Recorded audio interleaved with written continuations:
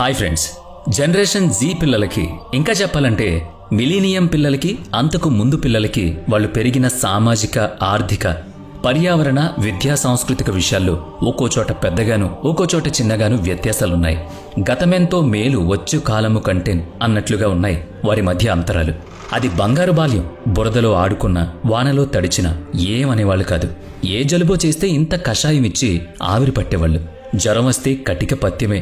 తమ్ముడికి జ్వరమంట అంటూ చూడ్డానికి ఇంటికొచ్చిన వాళ్ళు రస్కుల ప్యాకెట్ తెస్తే వాటిని కరకర నమిలేసేవాళ్ళం. పాలు టీల్లో ముంచుకుని తినేవాళ్ళు. ఆ ముంచుకున్నప్పుడు రస్కు ముక్క మెత్తగా గ్లాసులోకి జారిపడితే చివర్లో తాగే ఆ పాలు, ఆ టీ, అబ్బబ్బబ్బా, వాటి రుచే వేరు. ఏంటి నవ్వొస్తుంది కదా? అలాంటి చిరునవ్వుల జ్ఞాపకాలు ఆ కాలం పిల్లల్లోనే చూడగలం. అనుభవాలు, అనుభూతులు ఎప్పటికప్పుడే, కాదనడం లేదు. అయితే త్వరగా వచ్చి త్వరగా మాసిపోతున్న ఈ కాలపు అనుభూతుల జ్ఞాపకాలకు కాలదోషం పడుతోంది. 1970లు, 80లు, 90లో పిల్లలు ఇప్పుడు పెద్ద పెద్దవాళ్లు అయిపోయినా కానీ బాల్య స్మృతులు తాజాగానే ఉంటున్నాయి.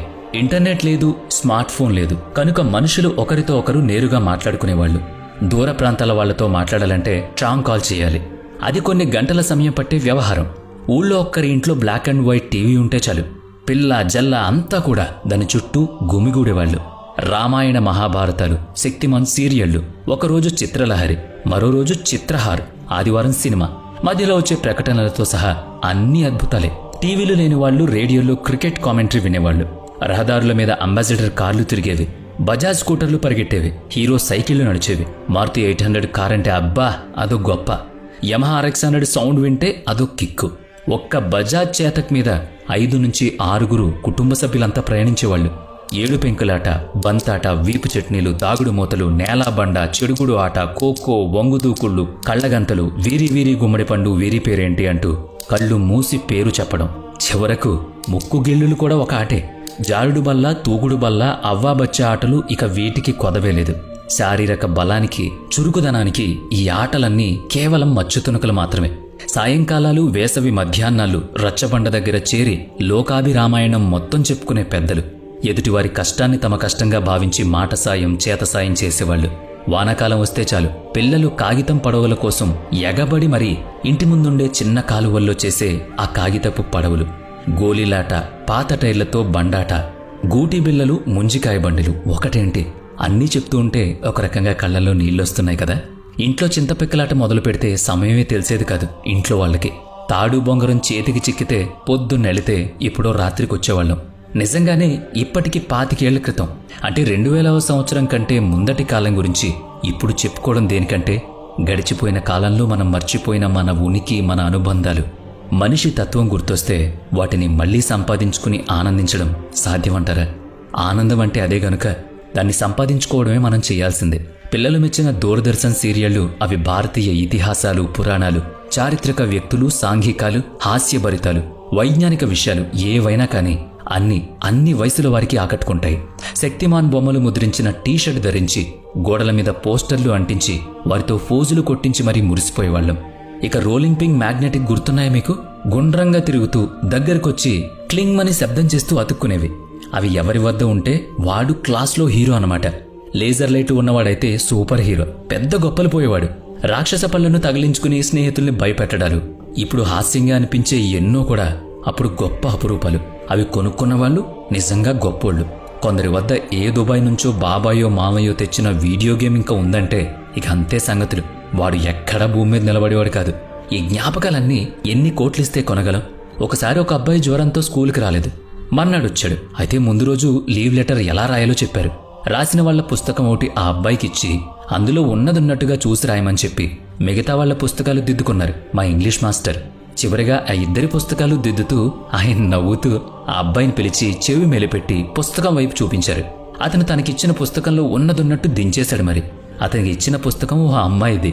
ఇతను కూడా ఐయామ్ అని చివర్లో యువర్స్ ఫెయిత్ఫుల్లీ అని తన పుస్తకంలో ఆ అమ్మాయి పేరు కూడా రాసేశాడు. క్లాస్ అంతా గొళ్ళు నవ్విందనుకోండి.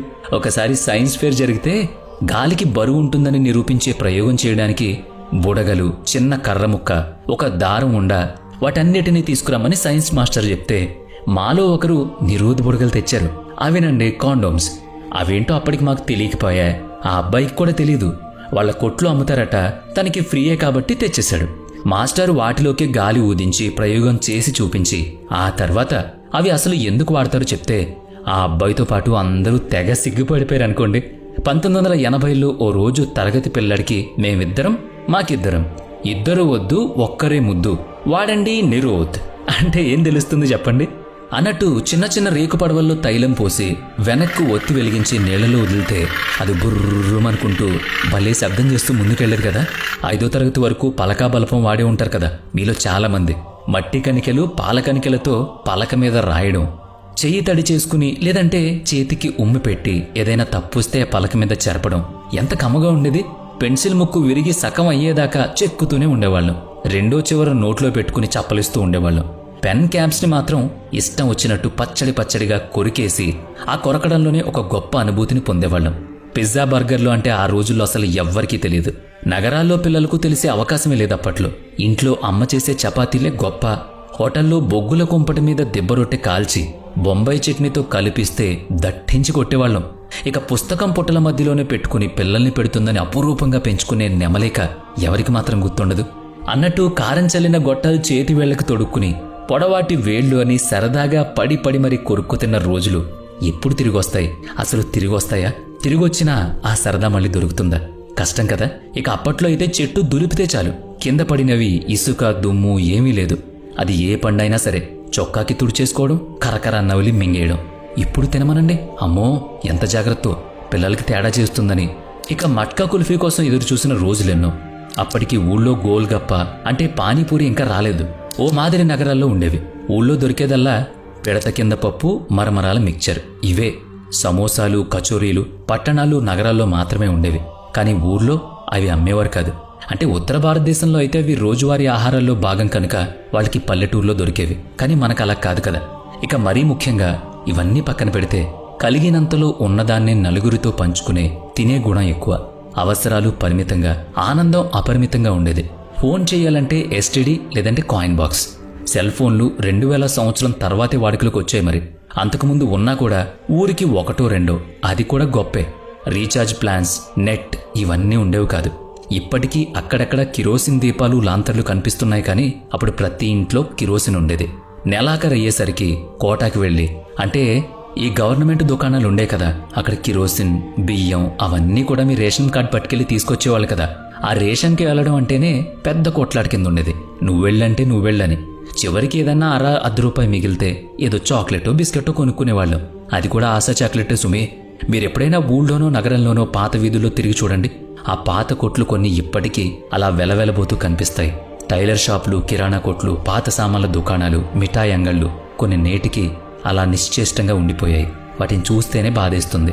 ఊళ్ళో అందరికీ కలిపి 2-3 మంగళ దుకాణాలుంటే జనం అక్కడే గుంపులుగా ఉండేవాళ్ళు.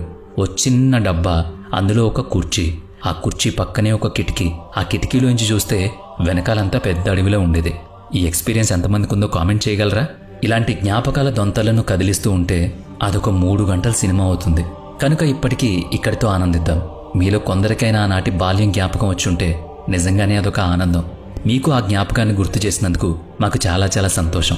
అసలైతే ప్రియమైన నీకు అంటూ ఒక ఉత్తరమే రాయొచ్చు. కానీ ఇప్పుడు అంత ఓపికందా? మరి ఉంటే మీ ఊళ్ళో ఉన్న మీ అమ్మా నాన్నలకు, నగరంలో ఉంటున్న మీ పిల్లలకి, ఇంకా మీ అమ్మమ్మ తాతయ్యలకి, మీ స్నేహితులకు కూడా సరదాగా ఒక ఉత్తరం రాసి తపాలా చేయండి.